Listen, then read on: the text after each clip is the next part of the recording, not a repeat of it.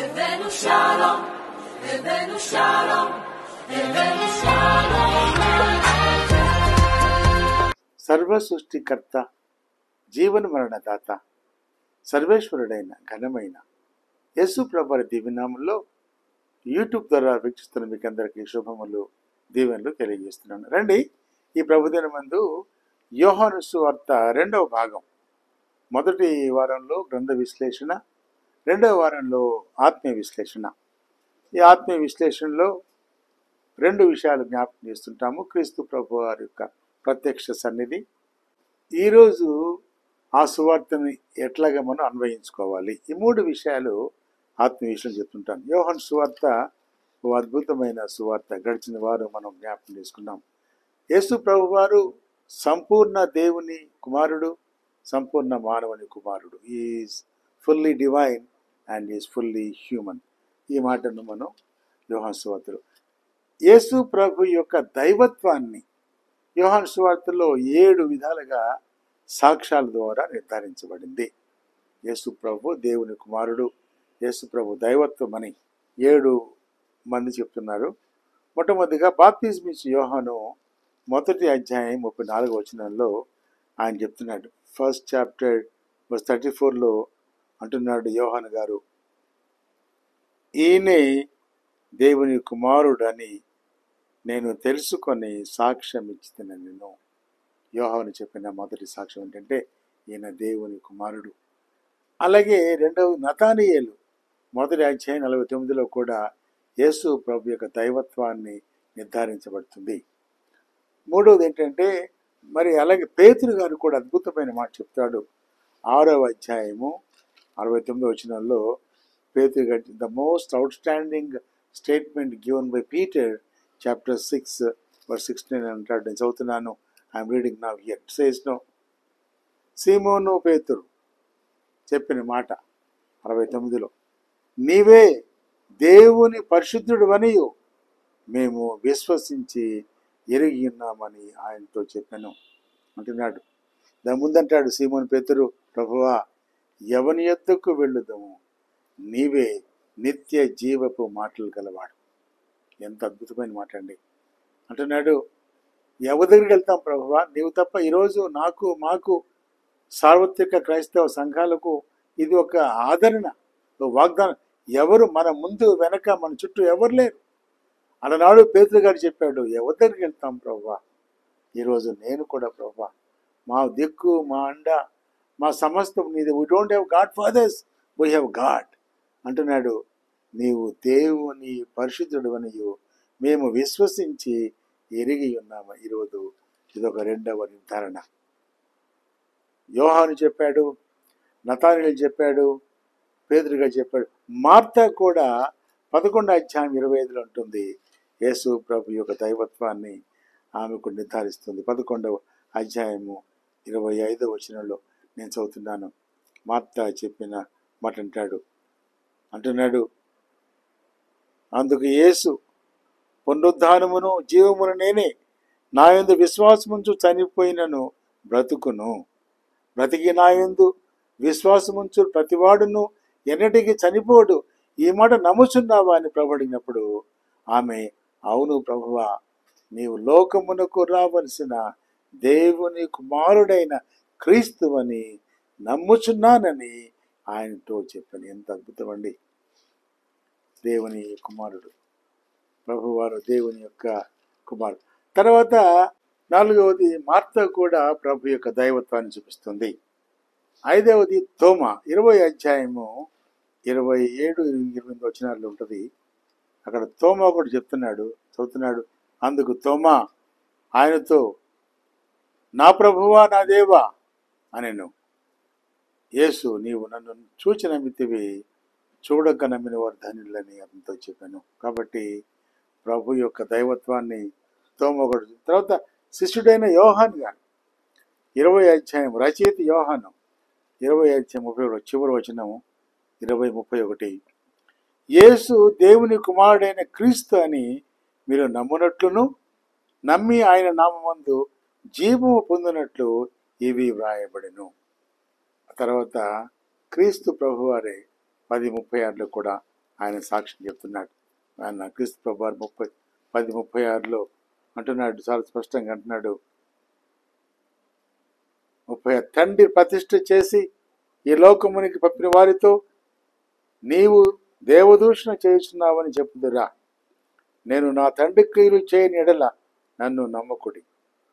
నేను తండ్రి ఎద్దున ఉన్నామని మీరు గ్రహించి తెలుసుకున్నట్లు ఆ క్రియలను నమ్ముడి. కాబట్టాడు లోకమునకు పంపిన తండ్రి. కాబట్టి యేసు ప్రభు యొక్క దైవత్వాన్ని చాలా స్పష్టంగా చెప్పబడిన సువార్త యోహాను 7 మంది సాక్ష్యం ఇచ్చారు. సరే, దేవుని కృప ఎక్కడుందంటే యోహాను 3:16 కూడా దేవుడు లోకమును ఎంతో ప్రేమించెను కాగా ఆయన తన అద్వితీయ కుమారునిగా పుట్టిన వాని యందు విశ్వాసం ఉంచే ప్రతివాడును నశింపక నిత్యజీవం పొందినట్లు ఎలా అనుగ్రహించాడో అది కృపా కార్యము. భాషా భేదము, రంగు భేదము, ఏ భేదము లేదు. కానీ లోకాన్ని ప్రేమించిన దేవుడు నిన్ను ప్రేమిస్తున్నాడు. కాబట్టి ఎవరైతే ఆయనలో విశ్వసిస్తారో ఆ కృప ద్వారా ఎంత ఘోరపాపినైనా సరే రక్షించడానికి ప్రభువారు సామర్థ్యంగా ఉన్నాడు. సరే, అప్పటి సువార్తను అంటే ఈ యొక్క యోహాను సువార్త మరి ఎప్పుడు రాశారు అనే ఆ చారిత్రక దానికి వెళితే ఇది క్రీస్తు శకము 80-95 మధ్యలో రాసిందిగా మనం జ్ఞాపకం చేసుకుంటాం. బిట్వీన్ 80-95 యోహాను సువార్త. సరే, ప్రస్తుత కార్యానికి ఎలా అన్వయించుకోవాలి ఈ ప్రాముఖ్యమైన విషయాన్ని? దేవుని సన్నిధి. ఆది యందు దేవుడుండెను, వాక్యము దేవుని యొద్ద ఉండెను, వాక్యము దేవుడు. కాబట్టి దేవుని సన్నిధి 1:4 అంటాడు యోహాను సువార్త 1:4 అంటాడు. ఆయనలో జీవముండెను, ఆ జీవము మనుషులకు వెలుగై ఉండెను, ఆ వెలుగు చీకటిలో ప్రకాశించుతున్నది కానీ చీకటి దాన్ని గ్రహింపకుండా. కాబట్టి ఆయన సన్నిధి మనం అప్పుడే కాదు, నేటి కాలంలో కూడా ఆయన సన్నిధి ఉంది. రెండవది దేవుని ప్రేమ. దేవుడు లోకాన్ని ప్రేమించాడు కాబట్టి ఆయన కుమారుని విశ్వాసం ఉంచి వాడు రక్షించబడతాడు. మూడవది దేవుని కార్యాలు. నాలుగవది దేవుని యొక్క వర్తమానము. ప్రభువారు 2 వ్యక్తులు నికోదేముతో మాట్లాడాడు రాత్రి వేళ, మధ్యాహ్నం వేళ సమరయ స్త్రీతో మాట్లాడాడు.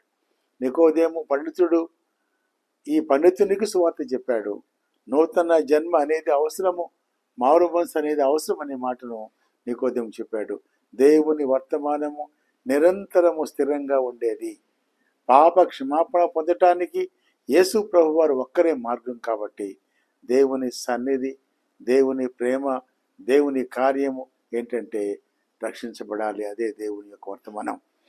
తర్వాత దేవుని యొక్క సత్యము కూడా ఉంది. 1వ అధ్యాయము 9వ వచనం చూస్తూ ఉంటే చాప్టర్ 1:9 చక్కని మాట కూడా కనబడుతుంది. 1వ అధ్యాయము 9వ వచనం చదువుతున్నాను. నిజమైన వెలుగు ఉండెను, అది లోకమునికి వచ్చుచు ప్రతి మనుషుని వెలిగించుచున్నది. ఆయన లోకములో ఉండెను, లోకం ఆయన మూలంగా కలిగెను, కానీ లోకం ఆయన తెలుసుకొనలేదు. వాక్యం వింటున్న సోదరుడు సోదరి అంటున్నాడు, లోకంలో ఉన్న ఆ లోకము ఆయనలో లేదు. మనం లోకంలో ఉన్న లోకం మనలో ఉండకూడదు అంటున్నాడు. దేవుడు ఆయన వెలుగుగా ఉన్నాడు కాబట్టి నిజమైన వెలుగు ప్రభువారే. ఈరోజు వాక్యం వింటున్న నీవు 1:9 కావచ్చు, 6:32 కావచ్చు. దేవుని యొక్క సత్యం తెలుసుకోవాలి. తర్వాత దేవుని ఆత్మ కూడా కనపడుతుంది. 3:5 ఉంది, 14 ఉంది. తర్వాత చివరిగా ఏంటంటే పరిశుద్ధాత్మ మనలో నివసించాలి. 6వ పాయింట్ దేవుని ఆత్మ. పరిశుద్ధాత్మ లేకుండా పరిశుద్ధులుగా జీవించలేం కాబట్టి పరిశుద్ధాత్మ నింపబడి వారిగా ఉండాలి. 7వది ఏంటంటే దేవుని యొక్క పునరుత్పత్తి.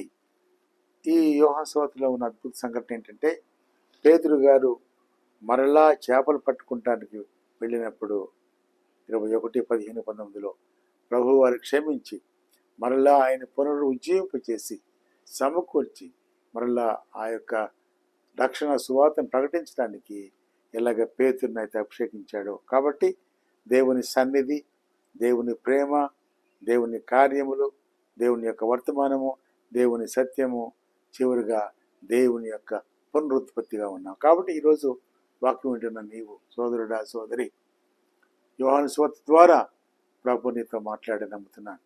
కాబట్టి ఇంకనూ కూడా నిజమైన వెలుగు ఎవరో తెలియకుండా చీకట్లో, అంధకారంలో జీవిస్తుంటే ఈ ప్రభు దినమందైనా ప్రభు దగ్గరికి రా, అంగీకరించబడి నీ జీవితం మార్చుకో. నిత్య జీవం. 2 మాటలు చెప్తుంటాను యోహాను సువార్తలో. ఒకటి విశ్వాసము, ఇంకోటి నిత్య జీవం. Faith and eternal life. యేసు ప్రభుని విశ్వసిస్తే ఈ లోకయాత్ర ముగించాక పరలోకం ఉంటుంది. కాబట్టి ఆయన నమ్ముకో. నిజమైన దేవుడు నమ్ముకుంటే జీవిత విధానము మార్చివేయబడుతుంది. అలాంటి మహాకృప ఆ దేవదేవుడు నువ్వు దయచేయను గాక. ప్రార్థన చేసుకుంటాం.